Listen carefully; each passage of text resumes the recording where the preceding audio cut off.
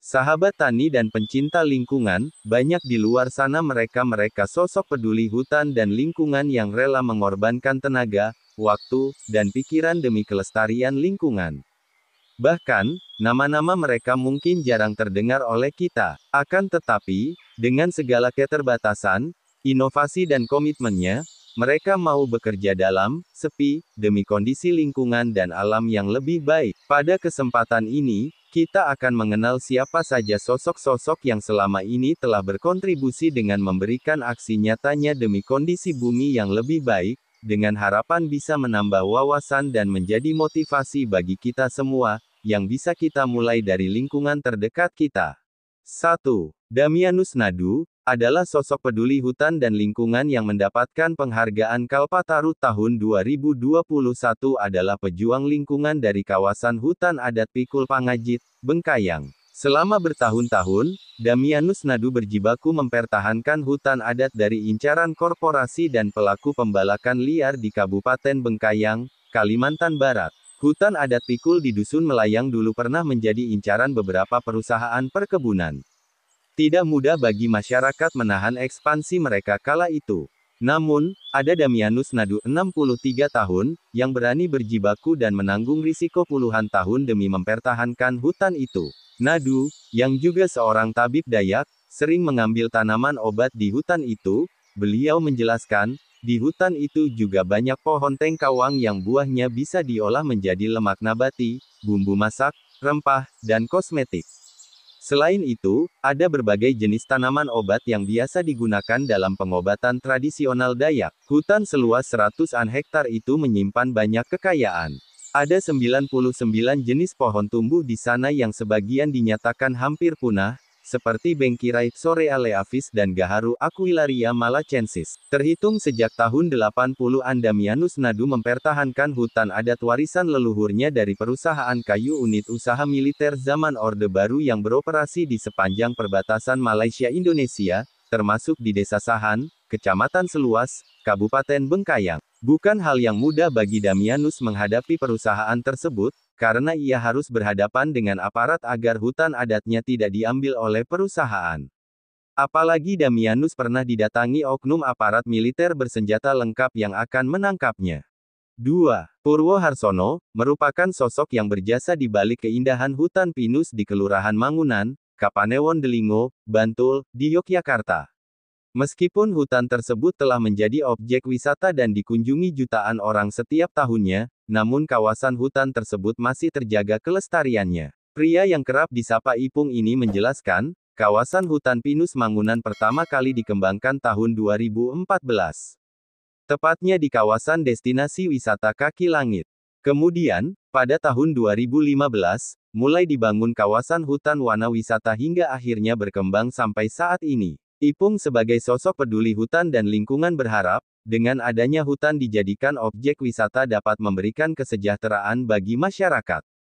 Apalagi, hasil pengembangan tersebut dapat digunakan untuk menjaga hutan agar tetap lestari. Maka tak heran, jika Purwo Harsono berhasil menang dalam kategori perintis lingkungan dan penghargaan yang diserahkan langsung oleh Menteri Lingkungan Hidup dan Kehutanan Siti Nurbaya Bakar di Jakarta pada tahun 2021. 3. Darmawan Denasa. Pulau Sulawesi memiliki sosok peduli hutan dan lingkungan bernama Darmawan Denasa yang merintis kawasan konservasi bernama Rumah Hijau Denasa atau RHD. Bertempat di Kelurahan Tamal Layang, Kecamatan Bontonompo, Kabupaten Goa, Sulawesi Selatan, RHD menempati lahan seluas 1,1 hektar. RHD digagas sejak tahun 2007 sebagai kawasan konservasi dan edukasi. Keberadaannya tidak hanya berupaya menyelamatkan tumbuhan-tumbuhan lokal maupun langka melainkan juga menyelamatkan cerita di balik tumbuhan tersebut. Selain RHD, ada juga Denasa Botanical Garden atau Kebun Denasa sebagai kawasan baru karena populasi atau jumlah tumbuhan yang ada di RHD telah padat dan menjadi hutan. 4. Kiai Haji Zarkashi Hasbi. Mengenai sepak terjang Kiai Haji Zarkashi Hasbi selama ini dalam melestarikan lingkungan seperti merehabilitasi dan memanfaatkan lahan terlantar dengan budidaya ikan patin dan tanaman buah produktif melalui kegiatan pengembangan agrosilvofiseri. Kegiatan pengembangan agrosilvofishery sendiri hasil inisiasi Menteri Kelautan dan Perikanan pada tahun 2013 yang menetapkan Cindai Alus sebagai kawasan minapolitan. Di kawasan tersebut, masyarakat sekitar pesantren diberi pelatihan untuk menerapkan budaya ramah lingkungan. Pimpinan Pondok Pesantren Darul Hijrah, Cindai Alus, ini mendapatkan undangan Kementerian Lingkungan Hidup dan Kehutanan guna dinobatkan sebagai penerima penghargaan Kalpataru tahun 2021. Selain pemuka agama, Kiai Haji Zarkashi Hasbi merupakan sosok peduli hutan dan lingkungan. Ia berhasil mewujudkan Eko Pesantren pada tahun 2008 dengan mengintegrasikan kepedulian lingkungan ke dalam pendidikan agama. 5. Wasito. Sosok peduli hutan dan lingkungan ini mengaku prihatin dengan kondisi di desa tempat dirinya tinggal, Desa Kartika Jaya, Kecamatan Patebon, Kabupaten Kendal yang berbatasan langsung dengan pantai utara Jawa. Sebab, banyak pohon mangrove yang mati ditebangi oleh oknum sehingga berakibat terjadinya abrasi. Wasito mulai mencari cara untuk menyelamatkan desanya dari pantai yang abrasi dan merampok dengan cara mengembangbiakan tanaman bakau. Ia mengambil biji tanaman mangrove untuk kemudian ditanam di sepanjang area tambak warga. Terbukti, biji mangrove yang ditanam berhasil tumbuh. Alhasil, kesadaran warga ikut tergugah dan bersama Wasito ikut mengumpulkan biji serta menanamnya. Setelah bertahun-tahun berjuang menyelamatkan pantai utara Kendala dengan menanam bakau, hasil keringatnya terbayar dengan mendapat penghargaan Kalpataru dari Kementerian Lingkungan Hidup dan Kehutanan pada tahun 2020. 6. Mbah Sadiman. Walaupun sudah lanjut usia, tapi tidak menjadi alasan bagi Mbah Sadiman untuk tetap berkontribusi positif terhadap keberlangsungan lingkungan. Umurnya sudah menginjak 65 tahun, namun ia tetap peduli dengan lingkungan. Jasa Mbah Sadiman yang selalu diingat sampai saat ini adalah penghijauan lahan di Wonogiri.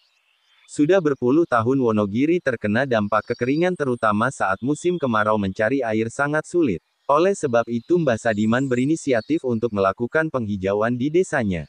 Dedikasinya terhadap lingkungan di sekitarnya sangat tinggi. Meski sudah berusia lanjut dengan tidak patah semangat beliau melakukan penanaman pohon yang mampu mengikat air sendirian. Pohon yang ditanamnya adalah jenis pohon beringin sebab diyakini pohon beringinlah yang mampu mengikat air tanah dengan baik.